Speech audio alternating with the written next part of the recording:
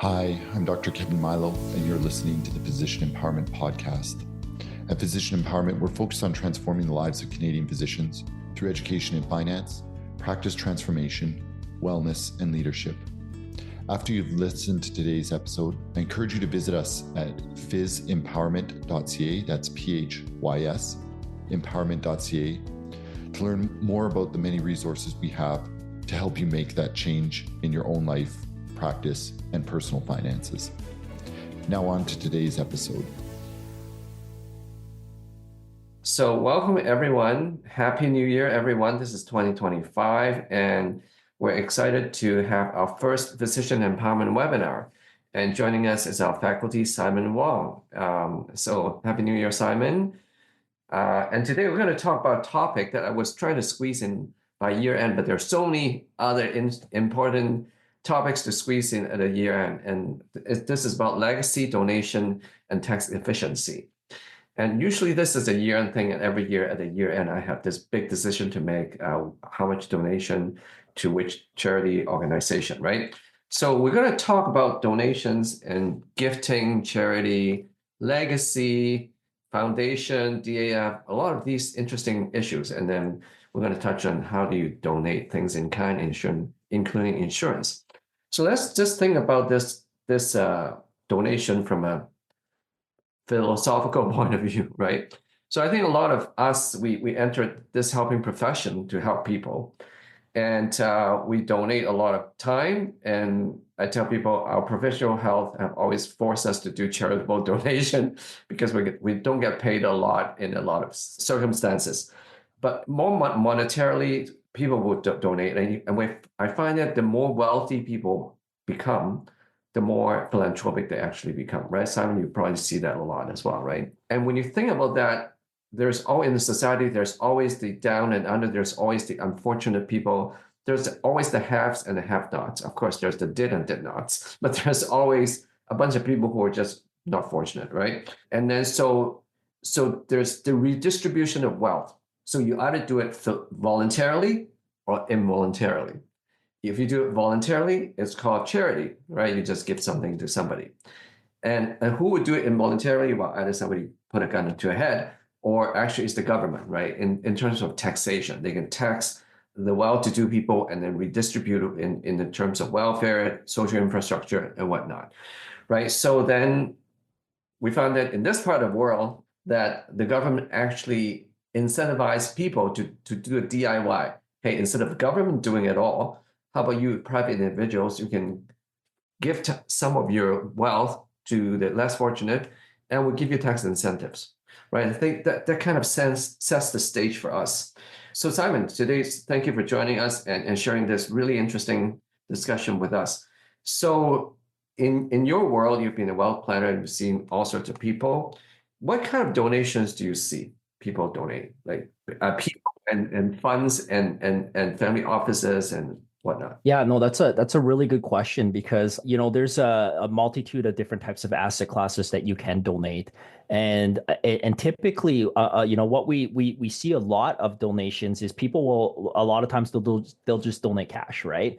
Because it's simple, it's easy to understand. But today what we'll probably dive into a little bit, Wing, is that when it comes to donations, a lot of people they don't spend a lot of time planning out their donations, right? They'll spend a lot of times planning their vacation. They'll spend a lot of research into buying a car, buying a TV, and they'll spend a lot of time, obviously, even planning their finances. But typically, when it comes to donations, they're like, oh, it's kind of a final thought at the end of the year where they're like, I should give a little bit to charity. I'll give a couple thousand here, a few thousand there.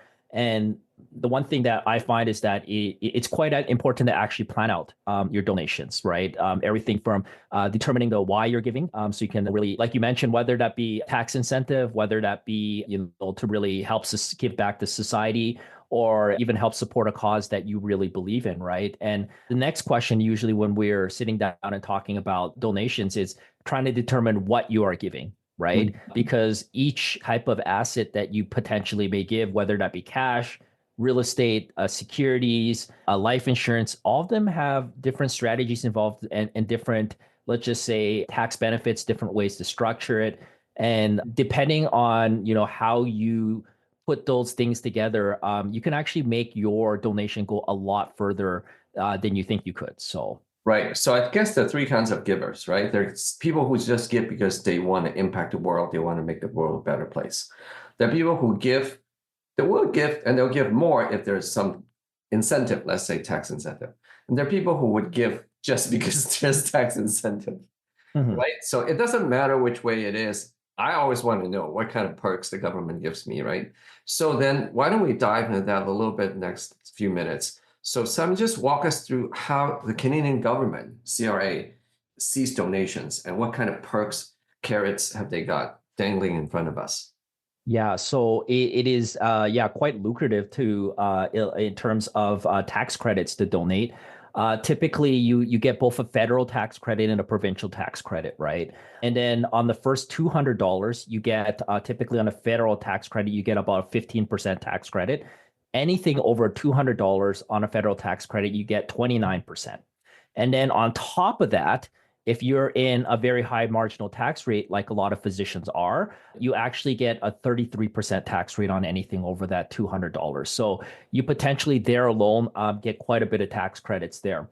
And then on top of that, what you get is also provincial tax credit. Here in Alberta, we would get, anything on the first $200, we get about a 60% tax credit, which is the highest of any province. And then after the $200, we get 21%. So when we're looking at even just the Alberta side, if you are just an average person giving, you're getting a 50% tax credit back, which means that if you donate $10,000, it really only costs you about $5,000 to give that $10,000 to charity. So it actually can be overall quite very beneficial to give, because obviously the government makes it quite cheap for you.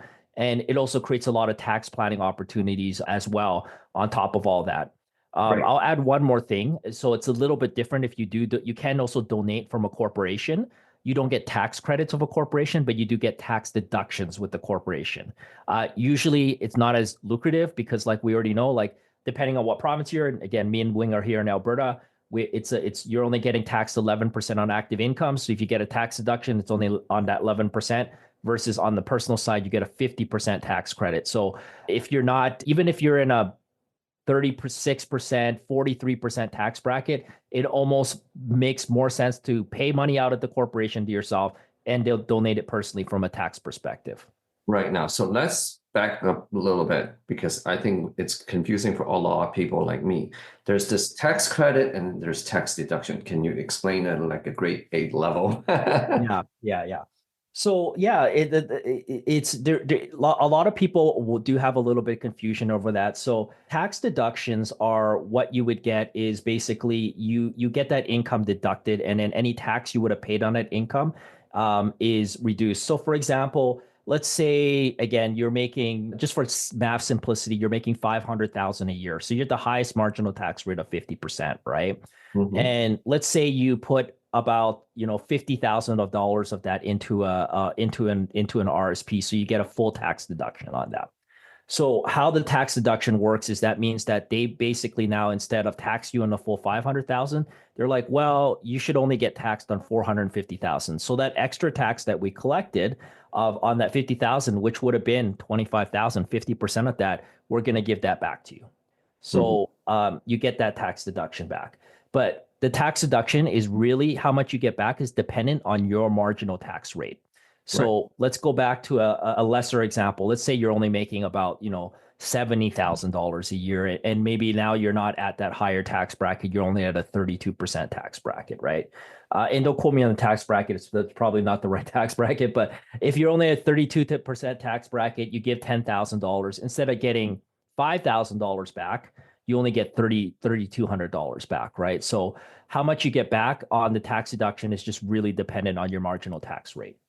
Right. So from the tax deduction point of view, the higher your personal margin rate, the more incentive it is to give. Yeah, exactly.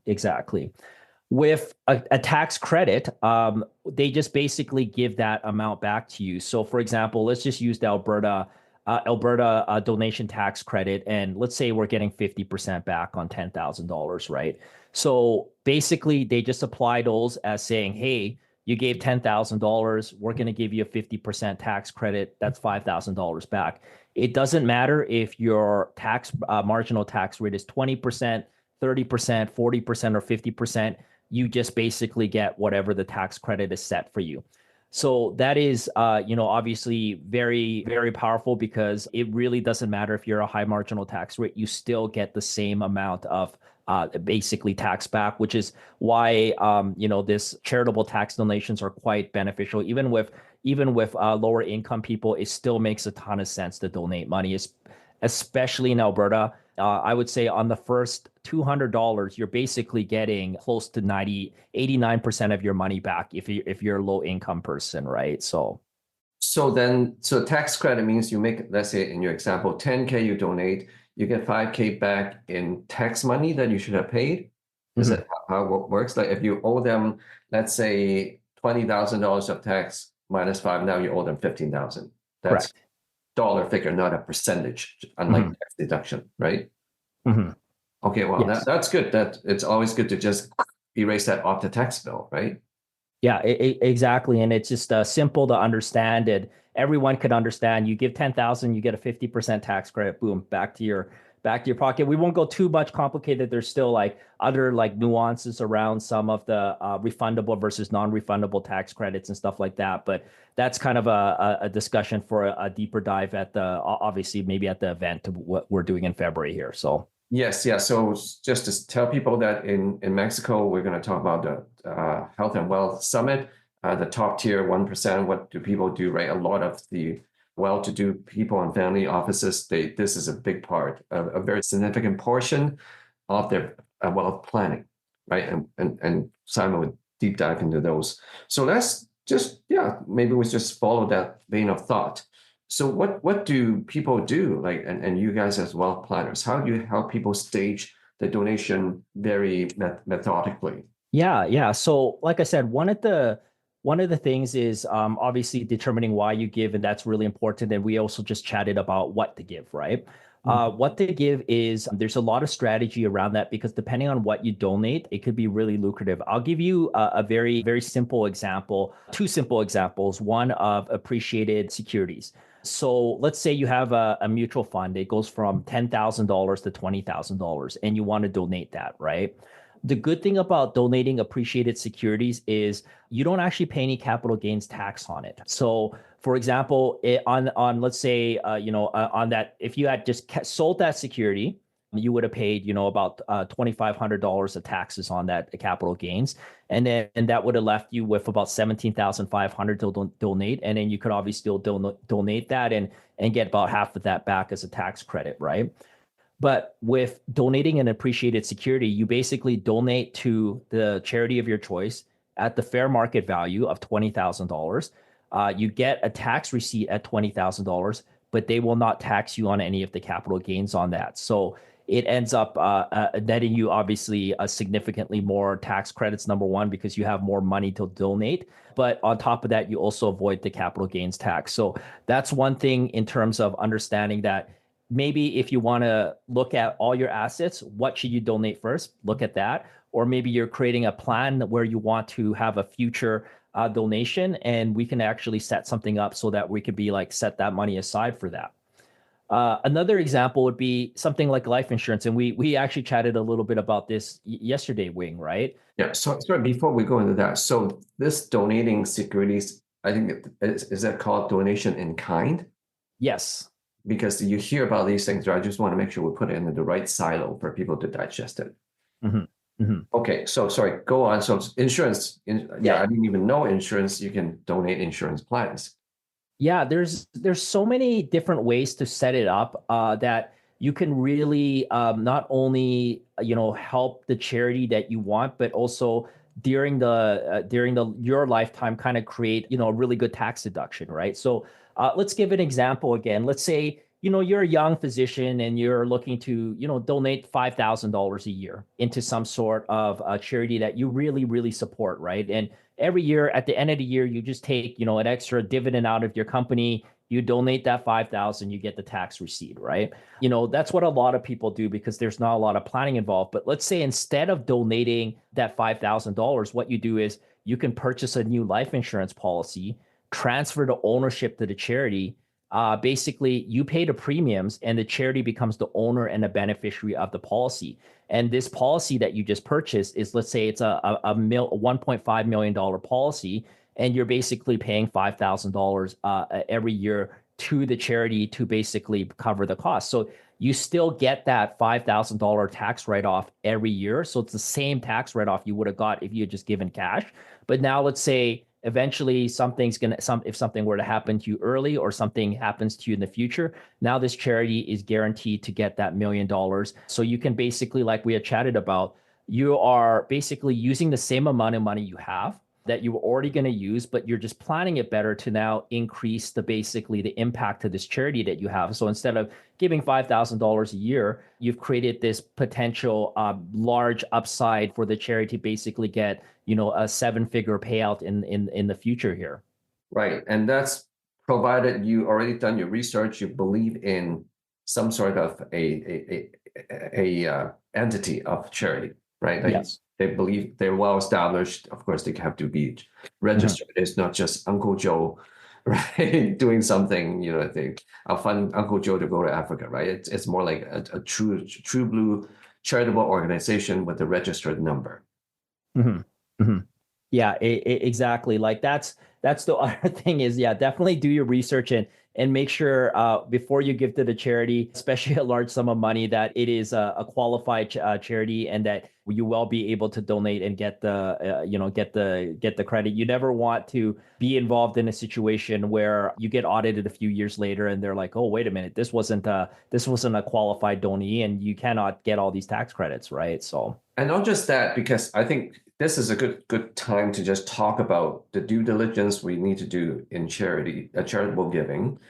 Of course, the money is out your genes anyways, but the reason you give your hard-earned money away is not just for the tax credit. You want to make an impact. You want to make a difference, right? You don't want to get involved into some less than credible organization. For example, there are some tax scams. I think we touched base once or twice with you and Nick, right, about these marketplace mythbusters.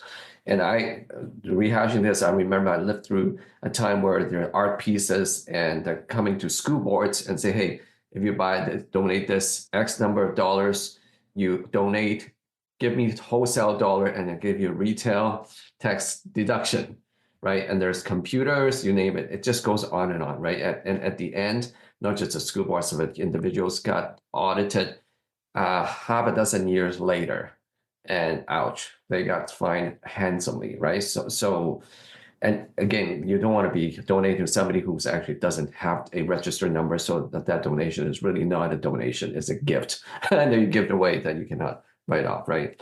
If your accountant didn't know, then you got to cough up with the money with the penalty, right? So I think that's important. And the more I come to do this donation world to investigate, it's almost like doing an investment, right? So and the more I thought about it, I understand how it works. The for-profits and not-for-profits, it takes the same skill sets. Mm-hmm. You don't need good investments. You need smart people, smart ideas, the right people, right plan, right? And just one is to for-profit, they make money out of selling a service or a product, and charity, they just use charitable donations and grants, right, and whatnot to do the good, right? So that's the only difference, right? So that's why I think it makes sense. And then if you want to leave a legacy behind, right, move on to talk about legacy, right? So I have practiced for 30 years, and reaching a stage of my life, I'm having more and more patients dying at my age or younger. And I do a lot of senior care. And whenever they got admitted to a senior home my age, I say they're very young, right? If they die at my age, I say that's extremely young. I just lost a brother-in-law at the age of 63. And my colleague next to me, he just lost his brother, another physician, at the age of 60, right? So it just makes you think about life, right? And so think about, well, we lived in this such short span. What do we leave behind, right? And so we have to be intentional of leaving a legacy, right? And if you're fortunate enough to amass some wealth, not just to bless your family, immediate family, and extended family. You can bless a lot of other people that are not blood related to you. So there was a group that came by, I forgot their name, but something advanced planning. They do their work for free. These are really seasoned estate planners. Okay, they donate their time. So I took advantage of that. And so we have 3 kids, and then our previous will was such that we have 3 kids, and whatever left over, we divvy it up amongst the charities. Okay. But then after this tax planning session, a very detailed elaborate work, they say, you know what? Actually, you end up saving more tax money, and the charities end up getting more money if you pretend the charities are your 4th child. So we ended up dividing up the estate into 4 equal pieces. We got 4 children now. The 4th child is actually the charitable organizations. And I thought, wow, this is so good. It's a win-win, right? Again, the government incentivizing you to do that. But because of lack of knowledge, we didn't know better, right? So let's dive, that dovetails into the next session, right? So maybe walk us through some of these like foundations, and there's this DAF. Like, what are these things? Like, your foundation sounded so elaborate, so difficult. Can you walk us through some of these? Yeah.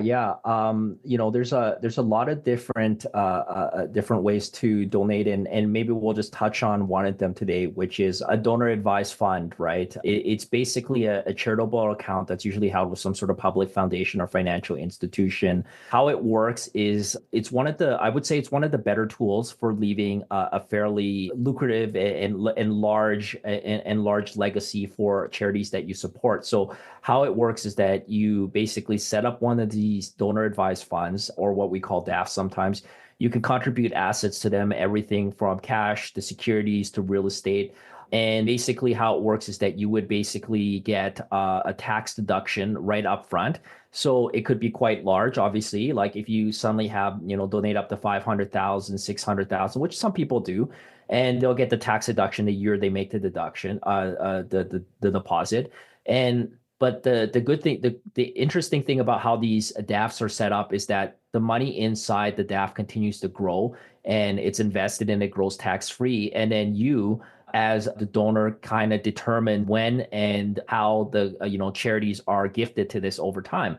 And what ends up happening with a lot of these donor advised funds is that they don't just last your lifetime; they end up lasting multiple lifetimes in terms of being able to give to charity, because you've put quite a bit in there.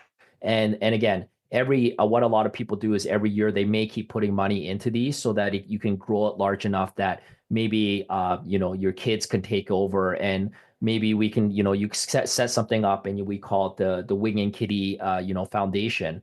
And like I said, it's a good way to set up a legacy. It's a good way to get your kids involved in kind of the charities that you believe in, and you combine that with the fact that you have fairly lucrative tax deductions right up front. And you can, like I said, there's so many different ways to do it. You can even set it up now, have 500,000 or even 100,000, and you give a little bit of money every time. You can set it up so there's a life insurance policy in the future that funds it even further, so that you can get a huge tax deduction when you're passing. So again, there's a lot of not only tax planning benefits to it. There's multiple ways that if you plan properly on how to fund this could last you multiple generations and really help a number of different charities and causes you believe in. So especially if you're someone that you don't want to just give to one charity and you've got a lot of causes you really believe in, this is one of the best ways to actually donate, because you can control it afterwards. So right. So I was invited by the private banker to an event, and this speaker, she deals with mostly intergenerational wealth families, right? And so some are 4th generation, some are 21st generation. And they all have these foundations and charities, and it's truly, truly an intergenerational exercise. Great grandpa started this, right? Their own family empire of businesses, and also their kind of charities, right? And so I've met millionaires, billionaires. They're basically charities they really, really they're passionate about, right? They ended up multi-generational members, actually becoming board members of some of these charities. Right. So if you believe in leaving legacy, and these are, again, government sanctioned, tax efficient platforms that you can help create. And what the magic that you're covering, Simon, I'm thinking about it, right? We want to put it like when we do investing inside a corp, right? It's to tax shelter to grow tax free, right? So the DA apps of the world are basically just growing tax free, right? And then you can just keep fueling it. So instead of you going there making money and selling asset, pay off the capital gains and put it in, or after income tax or before income tax, this thing just keeps growing, right? And then I think it could really impact some people who are needing them, right?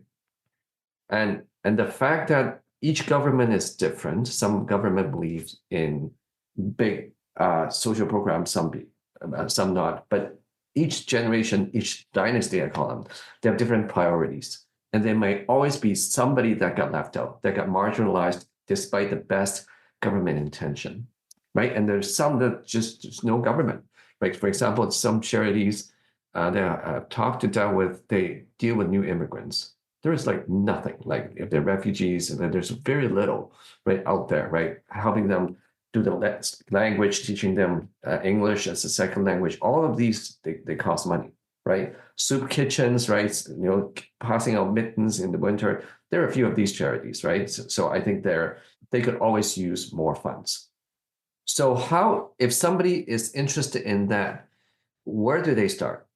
Where do they start? I mean, like I said, it really comes to sitting down and kind of coming up with a plan, right? Like I said, one of the first steps on determining how you want to give when it comes to donations is determining the why, right? Mm-hmm. And with a donor advised fund, one of the big whys on why you would do that is, most people, I would say most people that do decide they want to set up a donor advised fund, it's because of they want to have a legacy, right? They want to have get that immediate tax deductions. And sometimes it's really like, again, sitting down, us just chatting with them and being like, okay, let's go through the steps of how to put together this charitable donation plan. Let's understand the why. Let's take a look at your assets. Let's look at the best way to gift this. Is it going to be gifting through cash? Is it going to be gifting through insurance? Is it gifting through real estate? Gifting through appreciated assets? Let's really understand how to really put that together in the best way. How do we structure this, right? There's different ways to structure even charitable givings. For example, I'll give you an example of one where we had set up this a few years ago where it was a mixed family. It was a wealthier physician husband, and he had got remarried. It was on his second marriage. He really believed in a few medical research causes that he was involved in himself. Mm-hmm. But he also wanted to take care of this new wife, right? If something were to happen to him. And I know we've talked about this a lot, Wing, is that, a lot of wives are very concerned at if their husbands passed away, they'd be like, well, what do we do now, right? Like, I don't really know what to do. So obviously, this physician really wanted to make sure his new wife was taken care of, but he also had this huge wanting to support the charity, right? But he was just like, well, she doesn't really believe in this either. So, one way he structured it was he actually structured it through a charitable remainder trust. So basically what ended up happening is, we understood the why, we understood how to structure it, because he told me, these are all my concerns. I want to leave the money to charity, but I also want to take care of my wife, but I can't give it directly to her because she may not support it after I pass. And I want to make sure that my charities are supported. And you set up a trust. The trust basically keeps paying out income to support the wife while she's living. And once she passes, the rest of the money goes to the charity that he believed in, right? So he was able to structure it properly, that he was able to take care of his family while at the same time making sure there was a large tax deduction at the end. And at the same time, really do it in a tax efficient manner, right? So it's all those different ways that I think that it's really important to, understand. Basically, it's why are you giving? What are you giving? How are you giving? And when do you want to give? So that's another big one I didn't really chat about yet, because some people want to give right now, but there's also a lot of benefits to give post-mortem, right? Because again, you just mentioned it perfectly on the podcast here, is that you've got one more child to give, which is CRA, right? When you pass away, if something were to happen. And if you're going to have to give quite a bit of money to the CRA. Why not plan it properly so you make one of your largest donations post-mortem, and basically instead of giving that money to CRA, just give it to a charity that you believe in, because you will be able to most likely set it up properly and plan properly that you can get a large enough tax credit that most of that money goes to charity, and then the tax credit that you get from it offsets any taxable deemed disposition gains you may have at passing as well. So. Mm-hmm. And talk about timing, when to give, right? Sometimes it is beginning of the year, end of the year, crossing over a year, right? You know that there's this deadline, right? So that's why year end, I always have to make that conscious decision.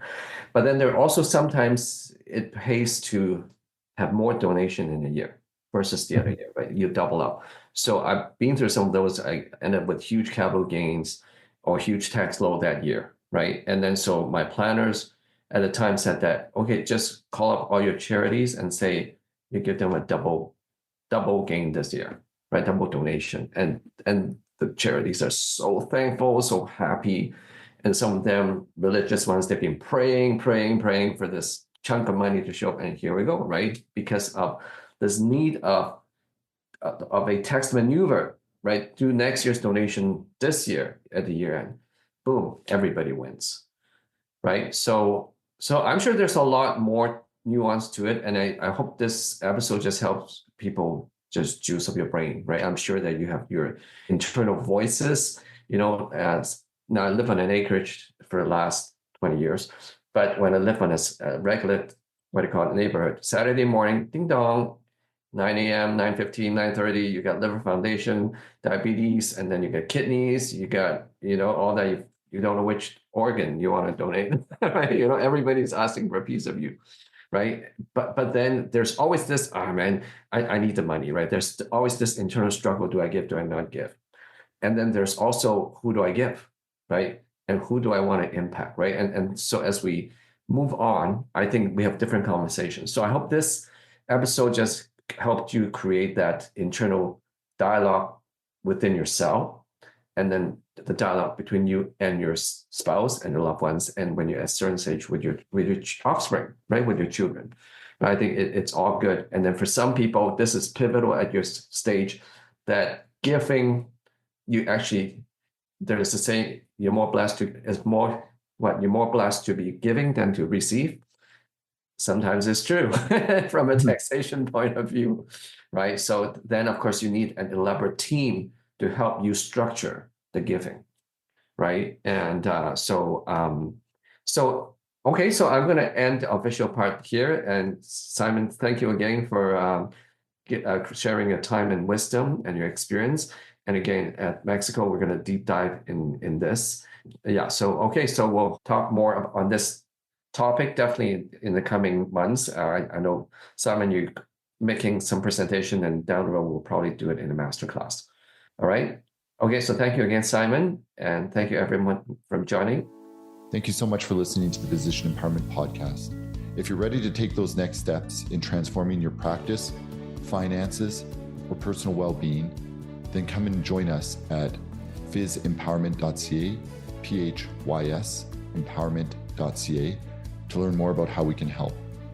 If today's episode resonated with you, I'd really appreciate it if you would share our podcast with a colleague or friend, and head over to Apple Podcasts to give us a 5-star rating and review. If you've got feedback, questions, or suggestions for future episode topics, we'd love to hear from you. If you want to join us and be interviewed and share some of your story, we'd absolutely love that as well. Please send me an email at kmilo@physempowerment.ca. Thank you again for listening. Bye.